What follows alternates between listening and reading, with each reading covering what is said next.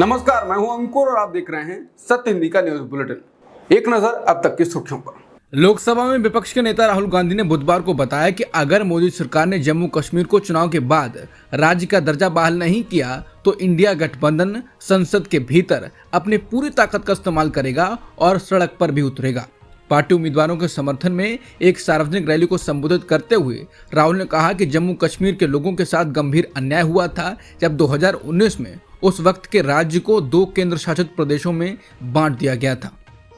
जम्मू और कश्मीर विधानसभा के दूसरे चरण के लिए आज मतदान हुआ। दूसरे चरण में शाम 5 बजे तक 54% मतदान दर्ज किया गया। सबसे ज्यादा 71.81% वोटिंग रियासी जिले में तो सबसे कम श्रीनगर जिले में 27.31% दर्ज की गई।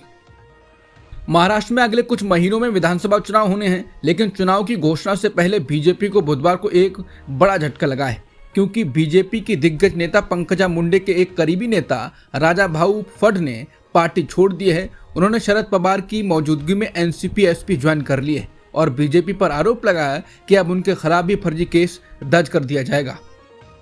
एनसीपी-एसपी ने कहा कि दूसरी पार्टी के एक बड़े नेता पार्टी में शामिल होने पर विचार कर रहे हैं। एनसीपी के प्रदेश अध्यक्ष जयंत पाटिल ने नासिक में दावा किया, लेकिन नेता या पार्टी का नाम बताने से इनकार कर दिया। उन्होंने कहा कि उचित समय पर इसका खुलासा किया जाएगा। बता दें, जिन नेताओं की चर्चा हो रही है उनमें से एक हैं एकनाथ खड़से, जिन्होंने हाल ही में कहा था कि वो पार्टी के कुछ नेताओं के विरोध के कारण भाजपा में दोबारा शामिल नहीं होंगे। वहीं एनसीपी-एसपी के प्रवक्ता महेश तापसे ने केंद्रीय भाजपा नेतृत्व के प्रति महाराष्ट्र के मतदाताओं की नाराजगी का हवाला देते हुए कहा कि भाजपा, शिवसेना, शिंदे गुट और अजित पवार के नेतृत्व वाली एनसीपी का गठबंधन 100 से अधिक सीटें नहीं ला पाएगा।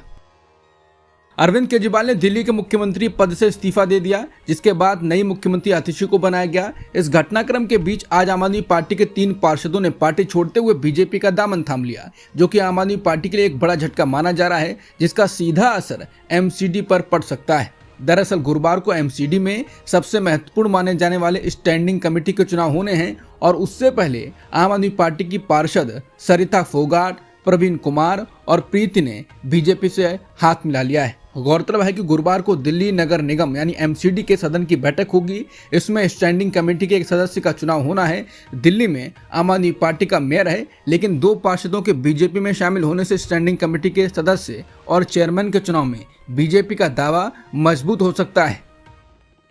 लोकसभा में विपक्ष के नेता और कांग्रेस सांसद राहुल गांधी की कथित ब्रिटिश नागरिकता पर इलाहाबाद हाईकोर्ट ने बुधवार को भारत सरकार से उसके प्रस्तावित निर्णय के बारे में पूछा है। कर्नाटक के भाजपा नेता द्वारा इस संबंध में पीआईएल दायर कर सीबीआई जांच की मांग की गई है। याचिकाकर्ता की दलील पर कोर्ट ने कहा कि तो फिर हम पहले भारत सरकार का निर्णय जानना चाहेंगे। अभी राहुल गांधी की नागरिकता पर कोई बात नहीं होगी। लाइव लॉ के मुताबिक इलाहाबाद हाईकोर्ट के जस्टिस राजन रॉय और जस्टिस ओम प्रकाश शुक्ला की बेंच ने एएसजी सूर्य भान पांडे को इस मामले में केंद्रीय गृह मंत्रालय से निर्देश प्राप्त करने का निर्देश दिया। राहुल गांधी की नागरिकता रद्द करने के लिए पहली याचिका नहीं है। बीजेपी नेता सुब्रमण्यम स्वामी ने भी कांग्रेस नेता राहुल गांधी की नागरिकता को लेकर दिल्ली हाईकोर्ट में याचिका दायर की है। स्वामी इससे पहले सोनिया गांधी की नागरिकता को लेकर कोर्ट जा चुके हैं। कांग्रेस पार्टी इसे गांधी परिवार को परेशान करने के अलावा बताकर कोई तवज्जो नहीं देती है। हरियाणा से कांग्रेस नेता कुमारी शैलजा के बीजेपी में जाने की खबरें चली थी। हालांकि वो नाराज तो हैं, लेकिन उन्होंने फिर भी ऐसा जवाब दिया कि बीजेपी नेताओं की सिट्टी पुट्टी गुम हो गई। इस बीच अब पश्चिम बंगाल से ही ऐसी ही खबर आ रही है। खबर है कि बंगाल के कद्दावर नेता अधीर रंजन चौधरी के रूठने की बंगाल कांग्रेस के अध्यक्ष पद से हटाए जाने के बाद से ही अधीर रंजन साइलेंट हो गए हैं। वहीं दूसरी तरफ नाराजगी की खबरों के बीच अधीर के बीजेपी में जाने की भी चर्चा चल रही है। कहा जा रहा है कि 40 साल पुराने कांग्रेसी अधीर बहुत जल्द पाला बदल सकते हैं। अधीर रंजन चौधरी ने खुलकर नाराजगी जाहिर नहीं की है, लेकिन बंगाल में कांग्रेस के नए अध्यक्ष की नियुक्ति के बाद से ही उनके नाराज होने की बात कही जा रही है। नए अध्यक्ष शुभांकर सरकार जब 23 सितंबर को कोलकाता स्थित कांग्रेस मुख्यालय पहुंचे तब अधीर गायब रहे। हालांकि ऐसे मौकों पर पुराना अध्यक्ष मौजूद रहता है और वो नए अध्यक्ष का स्वागत करता है, लेकिन अधीर गायब रहे और गायब होने के अलावा अधीर ने शुभांकर को अध्यक्ष बनने पर बधाई भी नहीं दी। अधीर लोकसभा चुनाव में ममता बनर्जी के खिलाफ जमकर बोल रहे थे। नतीजे के बाद अधीर ने यह भी कहा था कि खड़गे अगर बीच चुनाव में मेरे खिलाफ बयान नहीं देते तो बंगाल का रिजल्ट कुछ और होता। दरअसल अधीर के नेतृत्व में कांग्रेस बंगाल में ममता के खिलाफ मोर्चा खोल रखा था। इसी बीच खड़गे ने ममता को साथ लेकर चलने की बात कही। इस पर जब अधीर ने विरोध किया तो खड़गे ने कहा कि मैं अध्यक्ष हूं और अधीर मेरा फैसला नहीं मानेंगे तो मैं उन्हें पार्टी से निकाल दूंगा। हालांकि ये वही अधीर हैं जिनको कांग्रेस ने लोकसभा में अपना नेता बनाया था, लेकिन जिस तरह से अधीर बोल रहे थे और अब चुप हैं, उससे लग रहा है कि वो राहुल गांधी को धोखा दे सकते हैं। श्रीलंका के नए राष्ट्रपति अनुराग कुमारा दिसानायके ने भविष्य की विदेश नीतियों का संकेत दे दिया है। भारत और चीन को लेकर राष्ट्रपति दिसानायके ने कहा कि वो श्रीलंका को भारत और चीन के बीच सैंडविच नहीं बनने देना चाहते हैं। खास बात यह है कि पिछले लंबे वक्त से श्रीलंका ने एशिया के दो सबसे बड़े देशों यानी भारत और चीन के बीच बैलेंस बनाने की कोशिश की है। दिलचस्प बात यह है कि श्रीलंका के नए राष्ट्रपति दिसानायके भारत, चीन और जापान तीनों के ही साथ काम करने की मंशा जारी कर चुके हैं। हालांकि नई दिल्ली में चिंता की खबरें हैं क्योंकि श्रीलंका के नए राष्ट्रपति मार्क्सवादी झुकाव वाले हैं और उनको चीन के करीबी माना जाता है और वो क्षेत्र में भू राजनीति को बदलने में अहम हो सकते हैं। दिल्ली के पूर्व मुख्यमंत्री और आम आदमी पार्टी के मुखिया अरविंद केजरीवाल ने प्रधानमंत्री मोदी की उम्र पर आरएसएस प्रमुख मोहन भागवत से जवाब मांगा है। भागवत को संबोधित अपने पत्र में केजरीवाल ने कहा कि आप सभी ने मिलकर एक कानून बनाया कि बीजेपी नेता 75 साल की उम्र के बाद रिटायर हो जाएंगे। इस कानून के व्यापक प्रचार किया गया और इसके तहत लाल कृष्ण आडवाणी और मुरली मनोहर जोशी जैसे कई दिग्गज नेताओं को रिटायर कर दिया गया। केजरीवाल ने आगे लिखा है कि अब गृह मंत्री अमित शाह कहते हैं कि यह कानून पीएम मोदी पर लागू नहीं होगा। क्या आप यानी मोहन भागवत इस बात से सहमत हैं कि जिस कानून के तहत लाल कृष्ण आडवाणी को रिटायर किया गया वो कानून नरेंद्र मोदी पर लागू नहीं होगा? क्या कानून सबके लिए समान नहीं होना चाहिए? बता दें कि केजरीवाल का ये सवाल प्रधानमंत्री के 17 सितंबर को 74 वर्ष के होने के कुछ दिनों बाद आया है। आरएसएस प्रमुख मोहन भागवत से केजरीवाल ने एक चुभता हुआ सवाल भी किया। केजरीवाल ने मोहन भागवत से पूछा कि उन्हें कैसा लगा जब भाजपा अध्यक्ष जेपी नड्डा ने कहा था कि उनकी पार्टी को आरएसएस की जरूरत नहीं है, जो कि भाजपा की वैचारिक गुरु है। केजरीवाल ने सवाल किया कि क्या बेटा अब इतना बड़ा हो गया है कि अपनी मां को एटीट्यूड दिखा रहा है।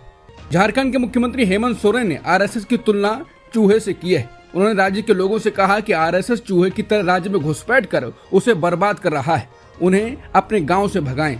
साहिबगंज में एक जनसभा को संबोधित करते हुए उन्होंने कहा कि बीजेपी सामाजिक अराजकता पैदा करने के लिए हिंदू और मुस्लिम के बीच नफरत के बीज बो रही है। इस दौरान उन्होंने ये भी कहा कि बीजेपी ने झारखंड के कुछ नेताओं को सियासी फायदे के लिए अपने साथ मिला लिया है।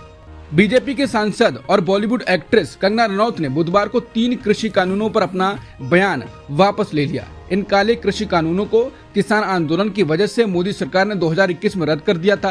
कंगना ने मंगलवार को विवादास्पद कृषि कानूनों को वापस लाने की मांग की थी। कंगना के बयान को विपक्ष ने मुद्दा बनाया, लेकिन भाजपा की ओर से मंगलवार देर रात सफाई आई कि वो इस बयान से सहमत नहीं है और न ही कंगना को पार्टी की ओर से इस तरह का बयान देने का अधिकार है। कंगना फिर भी अड़ी रही और देर रात एक्स पर जवाब दिया कि वो उनका निजी राय है, पार्टी का नहीं। लेकिन कंगना ने बुधवार को आशाजनक से अपना कृषि कानून वापस लाने का बयान वापस ले लिया। कंगना रनौत ने कहा कि उन्होंने विवादास्पद कानूनों पर अपने बयान से कई लोगों को निराश किया है, जिसका उन्हें खेद है। बीजेपी सांसद कंगना रनौत के किसानों पर दिए गए बयान के बाद राजनीतिक बवाल थमने का नाम नहीं ले रहा है। कांग्रेस सांसद राहुल गांधी ने एक्स पर वीडियो पोस्ट करते हुए कहा कि सरकार की नीति कौन तय कर रहा है, एक बीजेपी सांसद या प्रधानमंत्री मोदी?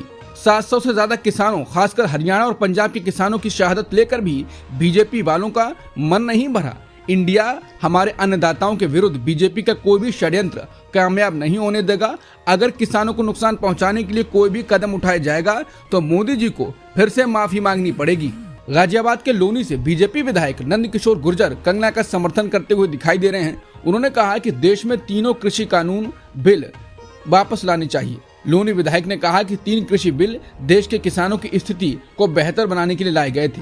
हालांकि कंगना रनौत ने अपने बयान पर सफाई दी। उन्होंने इस बयान से किसी के भावनाओं के आहत होने पर माफी मांगी।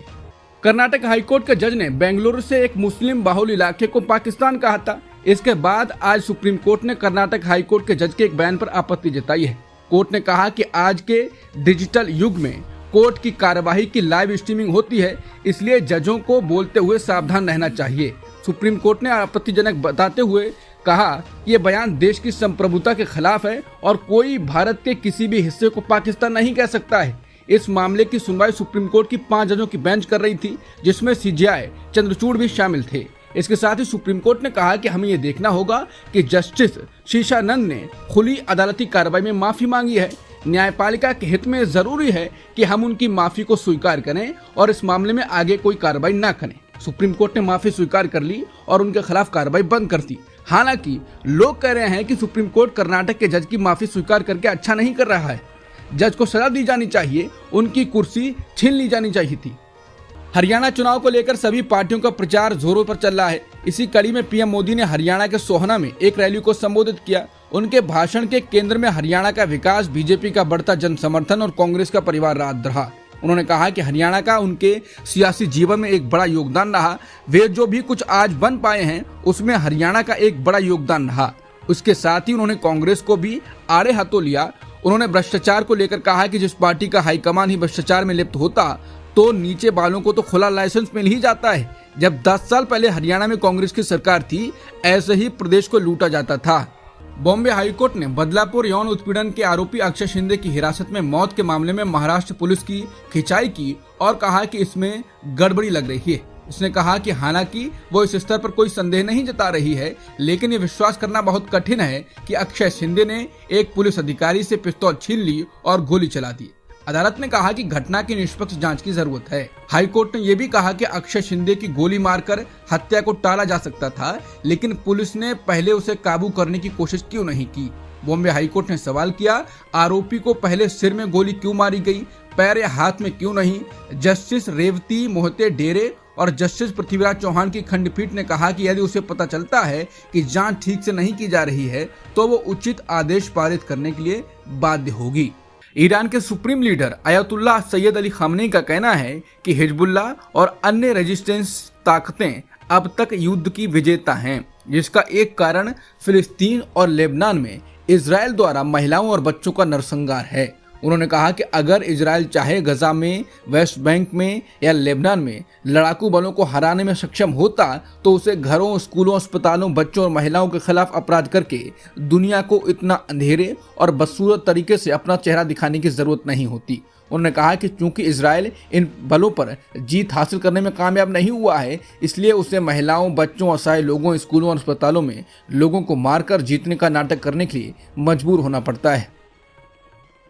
लेबनान के हिजबुल्लाह का कहना है कि उसने एडवांस्ड बैलिस्टिक मिसाइल से इजरायली जासूसी एजेंसी मोसाद के मुख्यालय को निशाना बनाया है और इसने ऐसा इजराइल के हमलों के जवाब में किया है। हिजबुल्लाह ने बुधवार को एक बयान में घोषणा की कि उसने तेल अवीव में मोसाद मुख्यालय पर कादर एक बैलिस्टिक मिसाइल से हमला किया। हिजबुल्लाह ने कहा कि यह मुख्यालय नेताओं की हत्या और पेजर के साथ साथ वायरलेस उपकरणों में विस्फोट करने के लिए जिम्मेदार है। इजराइल और हिजबुल्लाह के बीच हमले तेज हो गए हैं। इस दौरान ब्रिटेन के प्रधानमंत्री ने लेबनान में रह रहे ब्रिटिश नागरिकों को तुरंत लेबनान छोड़ने को कहा है। प्रधानमंत्री कियर स्टारमर ने कहा कि बढ़ते आक्रमण की स्थिति को देखते हुए हम आगे की तैयारी कर रहे हैं। ब्रिटेन का रक्षा मंत्रालय 700 सैनिकों की फौज को ब्रिटिश नागरिकों को लेबनान से निकालने के लिए भेज रहा है। ब्रिटिश सरकार ने नागरिकों को लेबनान न जाने की सलाह भी दी है। फिलहाल करीब 10,000 ब्रिटिश नागरिक लेबनान में रह रहे हैं। पूर्व अमेरिकी राष्ट्रपति ट्रंप ने कहा है कि ईरान उन्हें मरवाना चाहता था, लेकिन इसमें कामयाब नहीं हुआ। वो फिर ऐसी कोशिश कर सकता है। ट्रंप ने सोशल मीडिया प्लेटफॉर्म पर लिखा कि मेरी जान को ईरान से बहुत बड़ा खतरा है। पूरी अमेरिकी सेना देख और इंतजार कर रही है। ईरान की ओर से कोशिश की गई, लेकिन वो नाकाम रही, लेकिन वो फिर कोशिश करेगा। किसी के लिए भी ये अच्छी स्थिति नहीं है। मैं और ज्यादा लोगों, बंदूकों और हथियारों से घिर गया हूँ। इससे ज्यादा लोगों से मैं पहले इतना गिरा नहीं रहता था। उन्होंने लिखा कि संसद की शुक्रिया कि उसने मेरी सुरक्षा के लिए और धन आवंटित किया। ये देखना अच्छा था कि रिपब्लिकन और डेमोक्रेटिक सांसद इस मुद्दे पर एक साथ आए, लेकिन अगर पूर्व राष्ट्रपति पर हमला होता है तो हमलावरों के लिए अपनी मौत को दावत देना जैसा होगा। सूडान में बीते महीने में हैजा फैलने से मरने वालों की तादाद 430 को पार कर गई है। देश में चलते गृहयुद्ध के बीच सूडान के स्वास्थ्य मंत्रालय ने जानकारी दी है कि हैजा के केस बढ़कर करीब 14,000 हो गए हैं। सूडान के स्वास्थ्य मंत्रालय ने कहा कि वो हैजा से निजात पाने के लिए हर संभव प्रयास कर रहे हैं। अब तक की सुर्खियों में इतना ही। बाकी खबरों के लिए बने रहिए सत्यहिंदी.com के साथ।